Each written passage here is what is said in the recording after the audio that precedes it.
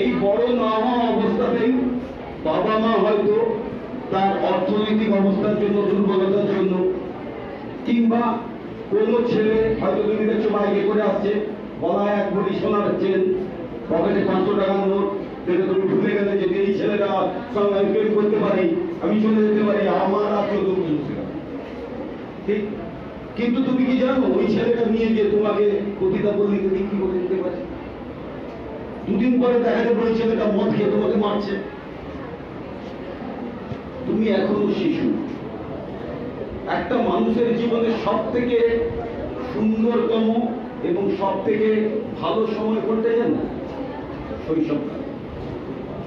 যখন তুমি খেলছো, এতগুলো বন্ধু, তুমি বিয়ে হয়ে গেল, তোমার বিয়ে হয়ে গেলে দেখবে সব তুমি একা, কেউ নেই, সাথে কেউ নেই।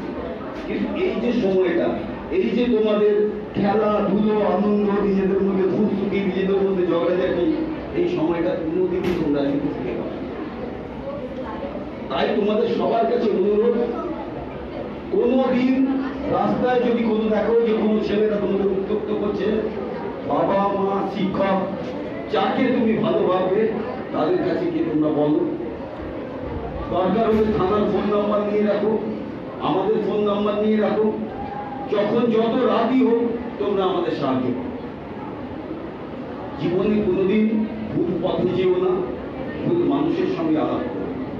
আমি আর বেশি কথা বলবো না, এইটুকুর মধ্যেই আমার মনে হয় সবকিছু তোমরা বুঝতে পেরেছ। তোমাদের সামনে অনেক জীবন পড়ে আছে, আগে নিজের পায়ের তলার মাটিটা শক্ত করো। আমি তো দেখতে পাচ্ছি প্রত্যেকেই সুন্দর, প্রত্যেকটা মেয়েই সুন্দর। যখন দেখবে তোমার পায়ের তলার মাটিটা শক্ত হয়েছে, ছেলে পা চেটে খাওয়ার তোমরাও ফিরে, ছেলেটা লাইন লেগে যাবে, এরকম করে ধরবে, কান ধরে ফেলবে, এটা দেবো, ওটা দেবো, কিন্তু সেই জায়গায় তোমাকে আগে তোমাকে উঁচুতে উঠলে তুমি কিন্তু দেখতে পারবে নিচুতে কে ছোট কে বড়। তুমি যদি উঁচুতে থাকো তুমি কিন্তু কিছুই বুঝতে পারবে না কে ছোট কে খারাপ কে ভালো। তাই এই অল্প সময়ের মধ্যে আমি যেটুকু কথা বললাম, আশা করি এই কথাগুলো মনের মধ্যে নিতে নাও এবং সবাই বলো যে আমরা কেউ বাল্য বিবাহ করব না,